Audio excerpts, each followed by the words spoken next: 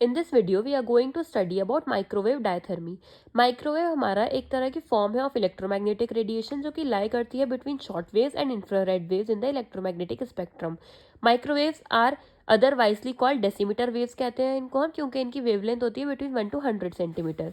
Microwave diathermy हमारा irradiation of tissue है with radiation in the shorter wireless part of the electromagnetic spectrum.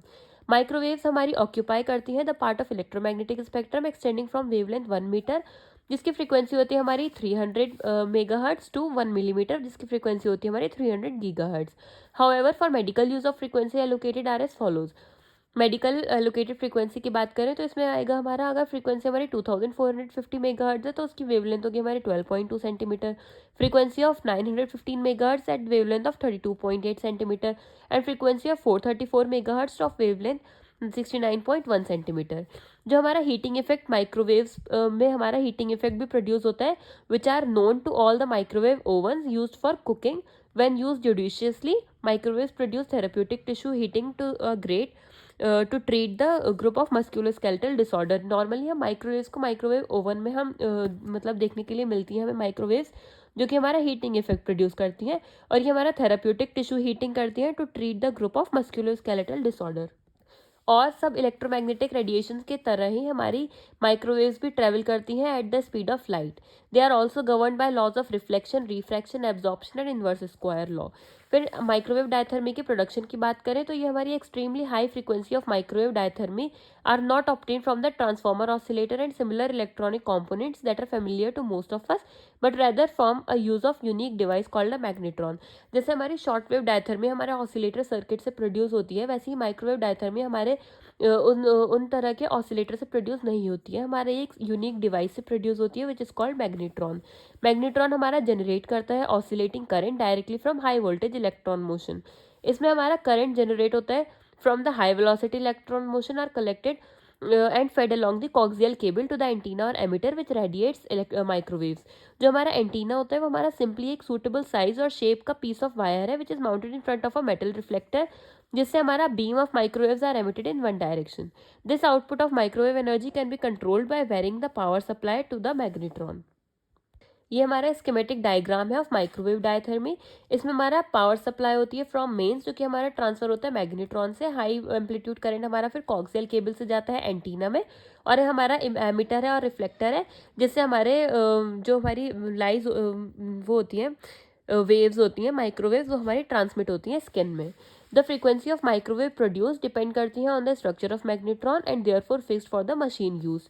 Emitter को हम director और applicator भी कहते हैं. ये हमारे दो तरह का होता है एमिटर, सर्कुलर और रेक्टेंगुलर. सर्कुलर में क्या होता है हमारा, विद दिस एमिटर जो बीम होती है वो हमारी सर्कुलर होती है in cross section and is more dense at periphery than at centre. Rectangular में क्या होती है हमारी, इसमें एमिटर प्रोवाइड करता है बीम में जो कि हमारी ओवल होती है क्रॉस सेक्शन में और ग्रेटर डेंसिटी होती है सेंट्रली. नेक्स्ट हम बात करते हैं laws of microwave radiation. Microwave हमारा ओबे करता है लॉ ऑफ रेडिएशन, क्योंकि हमारा डायरेक्टर प्लेस होता है at the short fix distance of 2 to 6 centimetre from the body. The effect of reflection, penetration and absorption is relatively small. Microwave हमारा obey करता है law of inverse square to a great extent, जो कि state करता है जो हमारी intensity होती है of radiation falling on a unit surface area of the body, वो हमारी इन्वर्सली प्रोपोर्शनल होती है to the square of distance of the source of energy from the surface. तो जब भी हम माइक्रोवेव अप्लाई करते हैं पेशेंट में तो हमें special care should be taken for fixing the skin director distance. Next हम बात करते हैं principle of application of microwave diathermy. सबसे पहले इसमें आएगा हमारा प्रिपरेशन ऑफ अपैरेटस. हमारा इसमें पर्टिकुलर एमिटर हमें सेलेक्ट करना है as required depending upon the size and nature of the tissue to be treated. जो हमारी मशीन होगी हमें उसे टेस्ट करना है by the therapist before the application. Next हम इसके पेशेंट की प्रिपरेशन की बात करें तो जो भी हमारा नेचर ऑफ ट्रीटमेंट है वो हम एक्सप्लेन करेंगे पेशेंट को और सारे इंस्ट्रक्शंस देंगे. And warning and given and he or she should be position comfortably with the part to be treated undressed.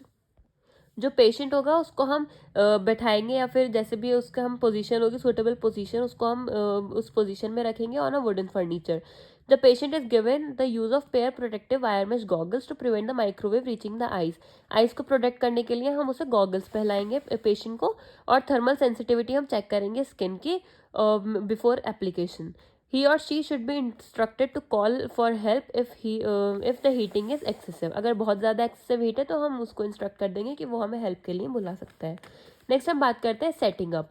तो जो एमिटर है वो हम पोजीशन करेंगे कि जो जो भी उसकी रेडिएशन है वो स्ट्राइक करे सरफेस पे एट राइट एंगल।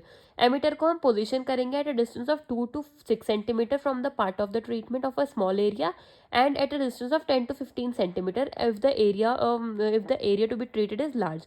अगर हमारा स्मॉल एरिया है तो हम उससे रखेंगे 2 to 6 सेंटीमीटर दूर, और अगर लार्ज एरिया है तो उसको हम रखेंगे 10 to 15 सेंटीमीटर दूर। नेक्स्ट हम बात करते हैं application of MWD। Microwave output should be switched on from the stand by mode and the treatment should be given. फिर हम टर्मिनेशन ऑफ ट्रीटमेंट की बात करें तो after the switching off and removing the apparatus the treatment area is examined and the skin surface temperature and the pressure of any arrhythmia are noted and documented. Next हम बात करते हैं doses of MWD। हमें MWD की कितनी doses require होती है। The most important indicator of doses is when patients feedback on the perception of warmth like that of the SWD through the dose can be calculated from the power output of machine which may be up to 200 watt. 200 watt हो सकती है, लेकिन normally हम patient के feedback पर depend करती है doses कि उसे कितनी देर में हमें गर्म लग रहा है वो microwave. To produce any detectable heating is required an absorbed dose of 200 milliwatt per centimeter square. The chosen dosage which should be based on the severity, type and progress. Next हम MWD के therapeutic uses की बात करें तो इसमें आता है हमारा inflammatory condition, traumatic condition, arthritic condition और पेन रिलीफ। इन्फ्लामेटरी कंडीशन में हमारा जो फिजियोलॉजिकल इफेक्ट है MWD का वो हमारा सेम होता है बिल्कुल SWD की तरह। तो ये हमारा यूज होती है in the treatment of traumatic and inflammatory condition in which the increase in the blood supply and the relief of pain and muscle spasm is produce. इसकी यूजेस हमारे jumper knee, tennis elbow, sprain, strain etcetera. Next है हमारा traumatic condition. MWD हमारी apply होती है for remediation of early trauma where the aim is to resolve inflammation and pain. Chronic trauma में हमारा soft tissue tightness और joint stiffness deformity हो जाती है। MWD हमारी अप्लाई होती है to enhance the extensibility of collagen fibre, जिसकी वजह से हमारा मोबिलाइजेशन और स्ट्रेचिंग होती है हमारी। Following MWD application is facilitated causing enhanced range of motion. For example, sports injury. Next है हमारा arthritic condition. MWD have been found to effective the reduce pain and swelling and to improve functioning of the patient with different type of arthritis involving small superficial joint. For example, rheumatoid arthritis. Next है हमारा pain relief. The mechanism how MWD relieves pain include the removal of noxious chemical by increasing blood flow, pain modulation at pain gate and placebo effect. इसका example है हमारा low back pain, pain due to dysmenorrhoea. फिर हम इसके Contra indications की बात करें तो इसमें आता है हमारा defective arterial circulation, diminish thermal sensation, recent haemorrhage, metal in the area under treatment, malignancy, implanted cardiac pacemaker, eyes and testis और प्रेग्नेंट यूट्रस। फिजियोलॉजिकल इफेक्ट और थेरेप्यूटिक इफेक्ट हमारे इसके सेम होते हैं एज SWD।